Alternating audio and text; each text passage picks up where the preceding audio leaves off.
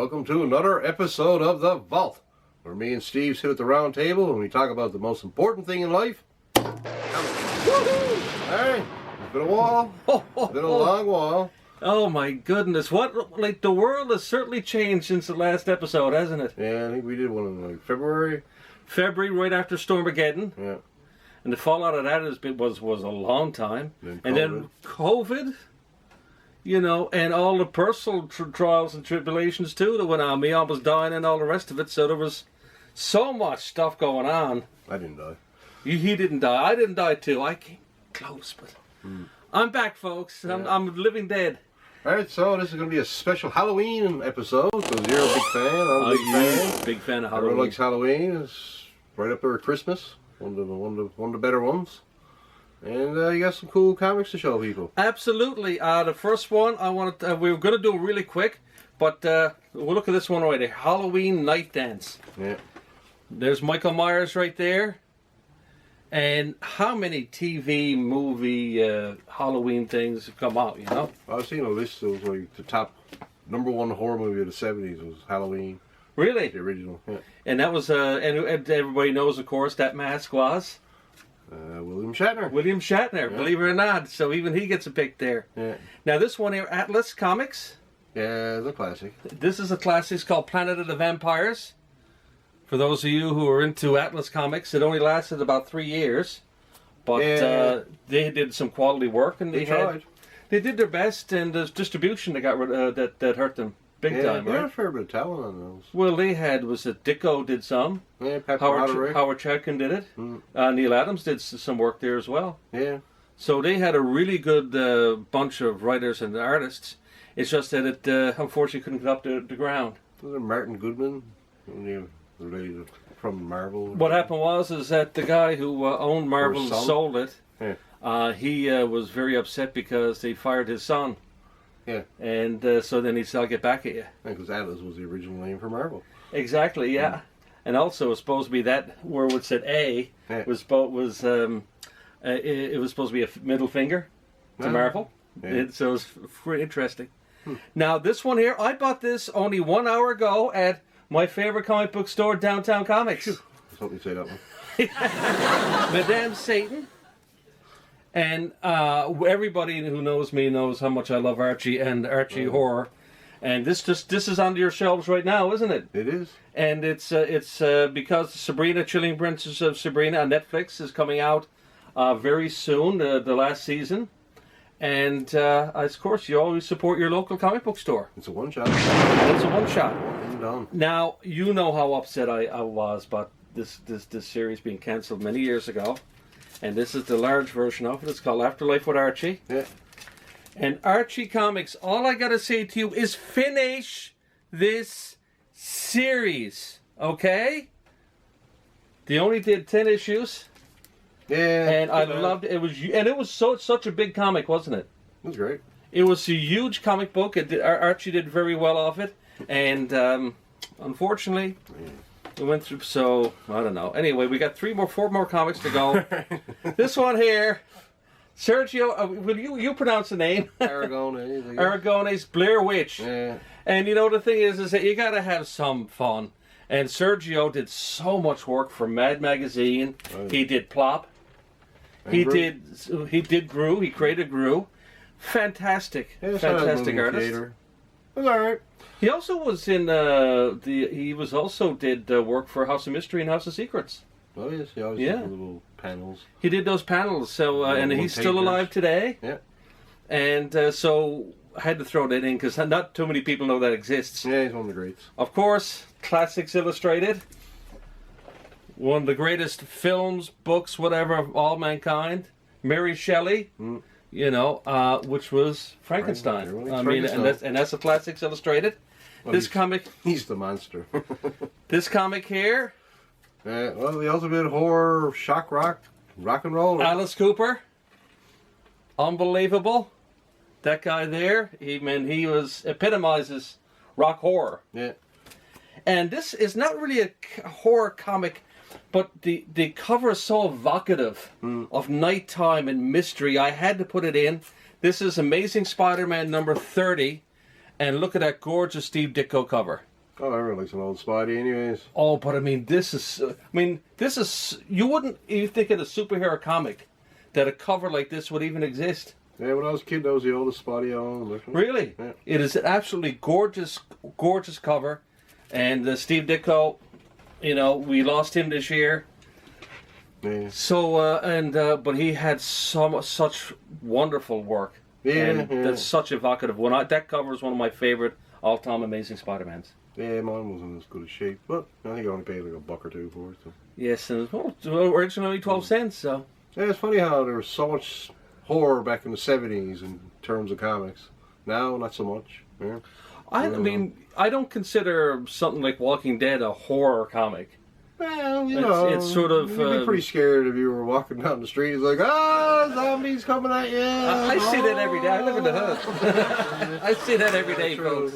In my neighborhood, it's the zombie fest. But I really believe that you don't have what we had in the 70s. I mean, just the Marvel output alone with Werewolf by Night, Son of Satan, Ghost Rider, Tomb of Dracula.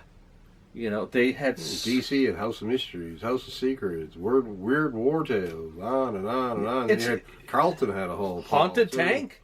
Right? Haunted Tank. There was so much horror back in the 70s and early 80s, and then it just sort of disappeared, and just superheroes took over. It just dominated everything, I guess. And now we're seeing a little bit of a shift because... Of course, we are to blame for that because we were the ones behind it, and that's what we want. I liked it all at the time. Yeah, I mean, it was a good because remember, Ghosts was out, Unexpected. Yeah. I mean, the list goes on, and Ditko doing Charlton stuff was... One of my favorite was Unexpected Tales from Pacific Comics, remember? Oh, yes, very much.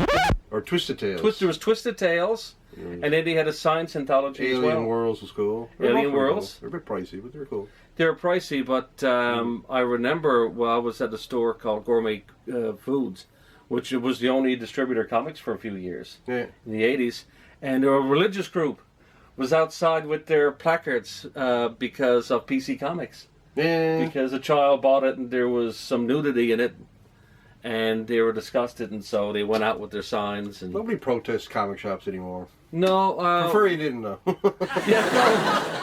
Yeah, some people say that that's thing I want to wake up to is a bunch of people outside the shop.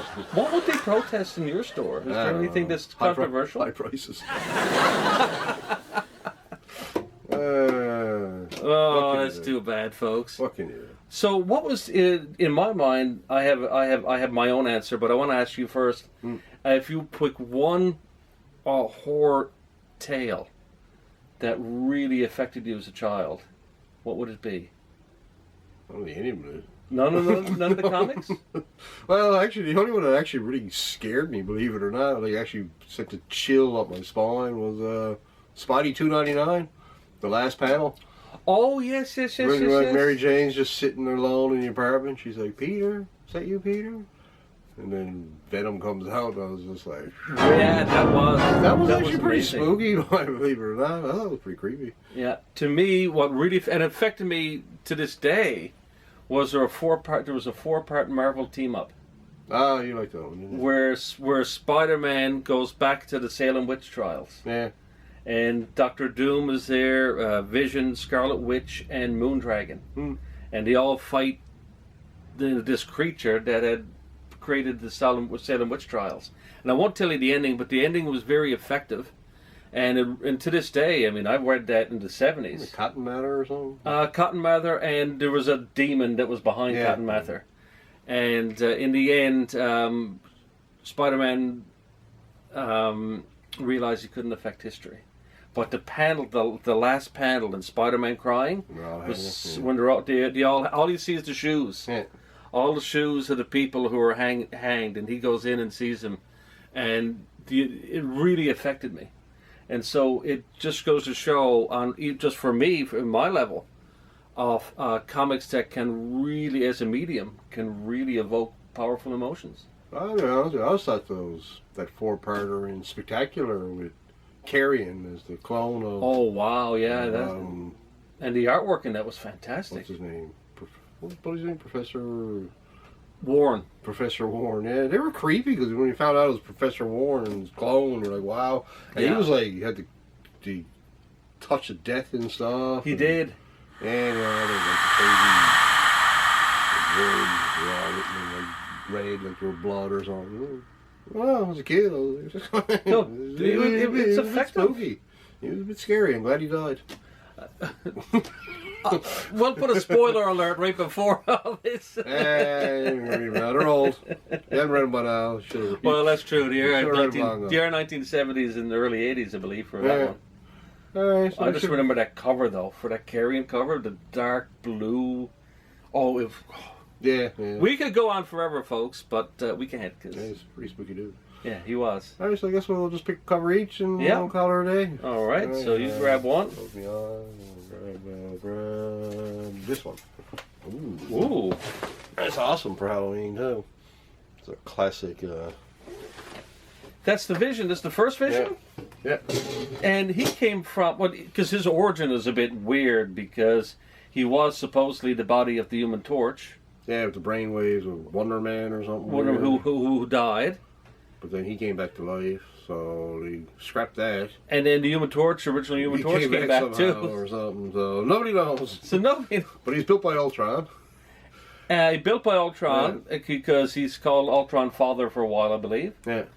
And now, of course, we have a TV series coming next week, which is WandaVision. Yes. And Vision is supposed to be dead after Avengers Endgame. Yeah, okay. And so now, so how is he dead? So it's supposed to be a very Halloween feel to that show, Yeah. and that leads in directly into the Doctor Strange movie. Yeah, cool. So there's a lot of excitement. Very exciting. I mean, Yeah. Doctor Strange. I love Doctor Strange. Did you ever own it? That particular issue, no, I've never owned it. I bought a gorgeous copy off Wallace Ryan, of all people. Really? The old Daily Planet for maybe $15-20. Wish I still had it on. Oh well, I'm minty mint now. Especially with all the TV shows and Yeah, or even more. Nice CGC grade on it. But that's it. Life goes on. life does go on, folks. We all know about that. There's one there now. All right, let's go grab an issue. I'm gonna grab this one here, and it is Avengers: The Court Martial of Yellow Jacket. Wow, this affected me in another way. Yeah. Because I mean, Yellow Jacket was such a nasty dude there, and Marvel was very brave Yeah.